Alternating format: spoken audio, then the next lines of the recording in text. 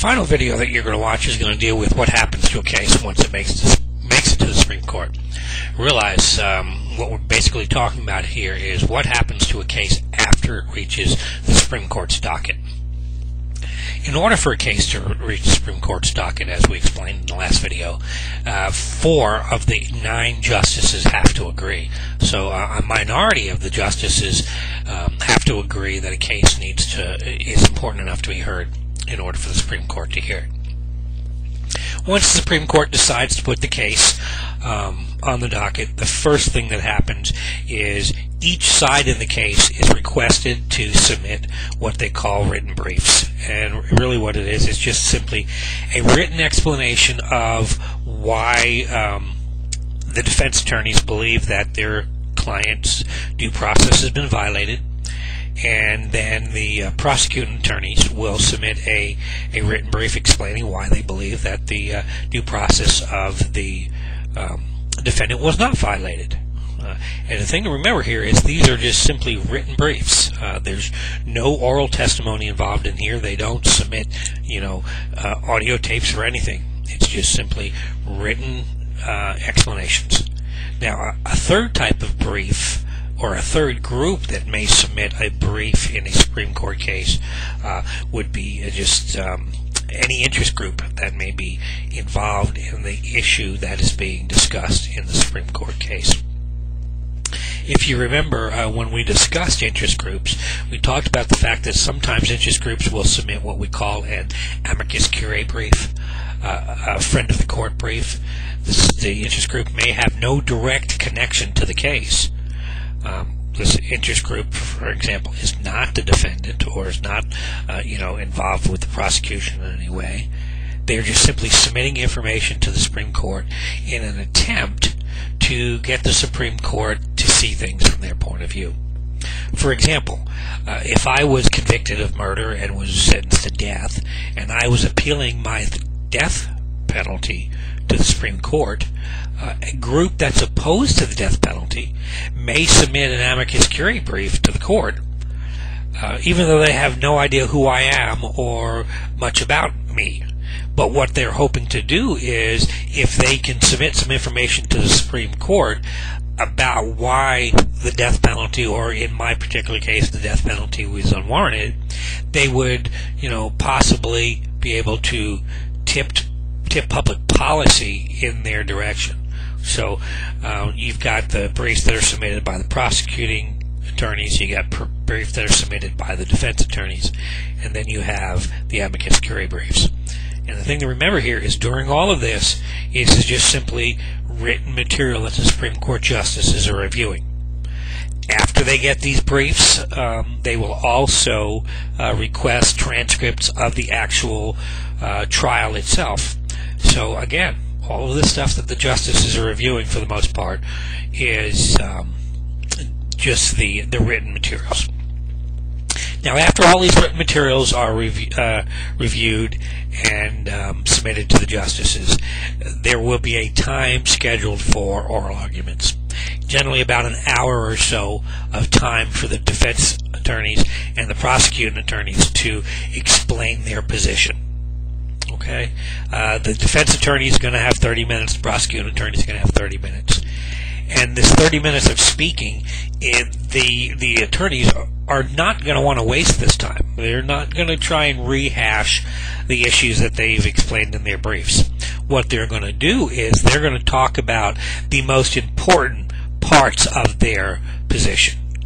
They're going to explain the most important 2 or 3 points as to why they believe a person's due process has been violated or not violated. A second thing that happens during these oral arguments is that the Supreme Court justices will ask questions of these attorneys. So the 30 minutes can go rather quickly when the Supreme Court justices are asking questions. And again, the justices will not just ask any question. If we've got a brief that's been submitted from the defense saying that my due process rights have been violated, the justices are going to ask specific questions that may be something that they're unclear about, or they may ask for the attorneys to explain why this case is different than previous cases that have been argued before the courts. So So this is the only time really that there is any kind of real true communications, verbal communication between the Supreme Court justices and these attorneys. After oral arguments are done, the prosecuting attorneys had their chance to speak, the defense attorneys had their chance to speak.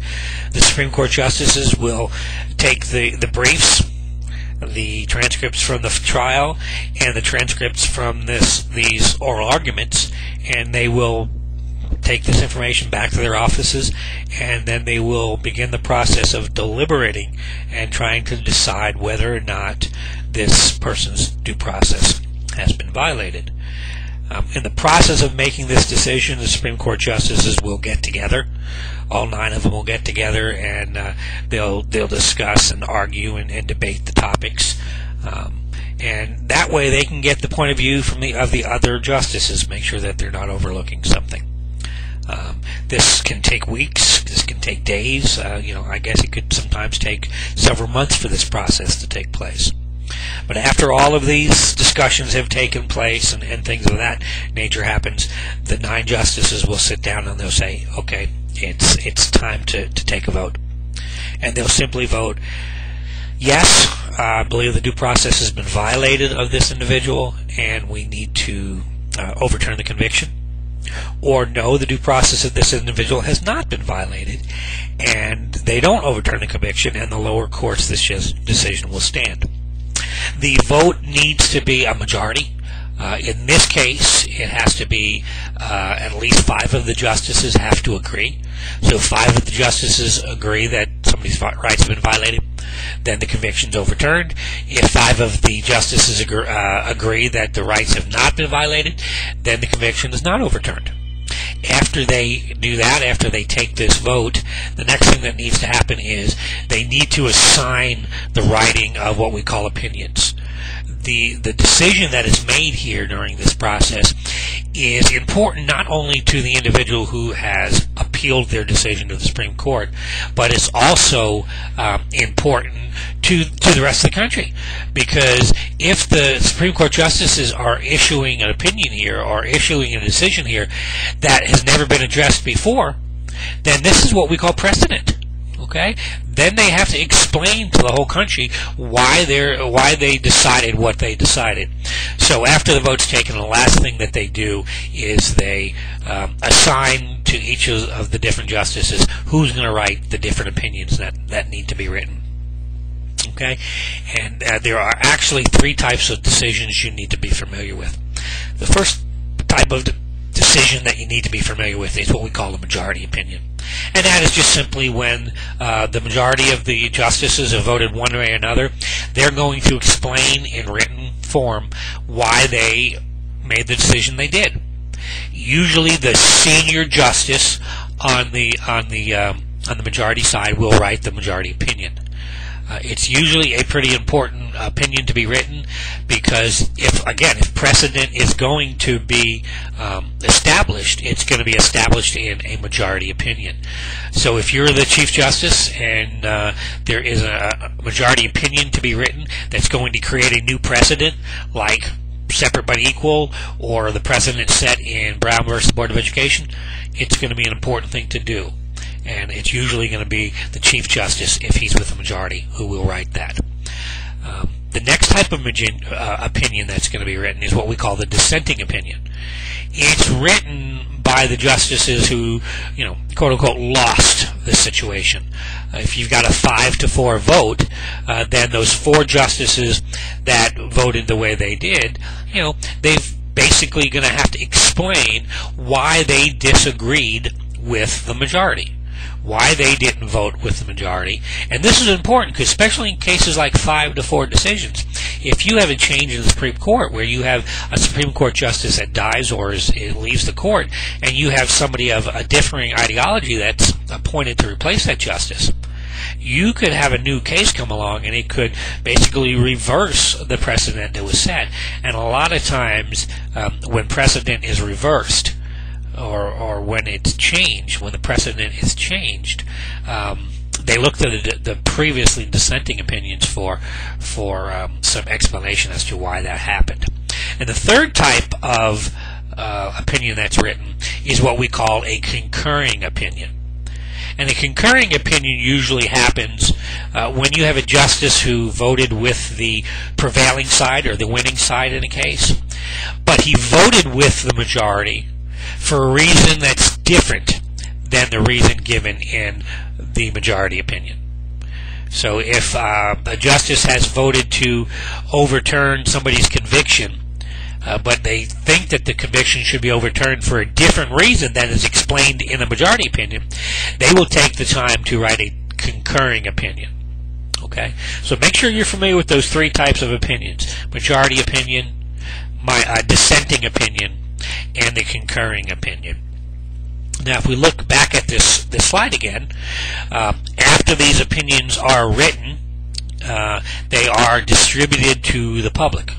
Again, you got to remember that these opinions are being written not only to explain to the person who's appealed the decision why the Supreme Court has decided what they want, what they're going to set, but they're explaining to the rest of the country.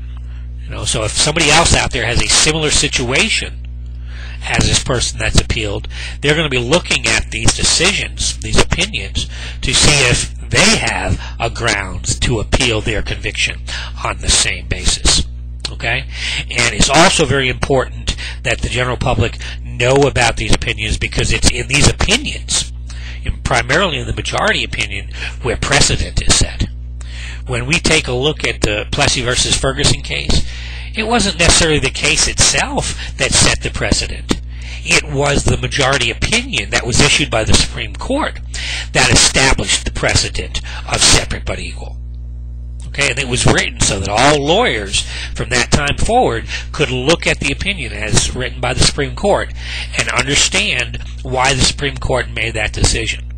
And then when Brown versus Board of Education came along, it wasn't the case itself that overturned or reversed the Plessy versus Ferguson decision. It was the majority opinion. And when the Supreme Court laid out the majority opinion and they explained why separate but equal was no longer correct, or why it was no longer the law of the land.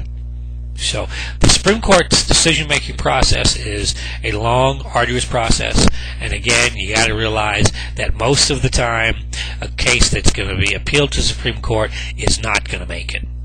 Okay, and even fewer of the cases that actually make it to the Supreme Court actually create new precedent. Most of the time, the Supreme Court is going to stand on that concept that we talked about earlier, stare decisis. Stare decisis is the idea that they're going to let the previous precedent stand. Only in very extreme circumstances will you find that the Supreme Court changes a decision that a lower court has made. Okay? So keep in mind that the Supreme Court, being the highest court in the land, is very, very careful in making sure that any decision that they make is based on sound legal footing. Okay? Well, good luck in preparing for your final exam, and I will see you for the final.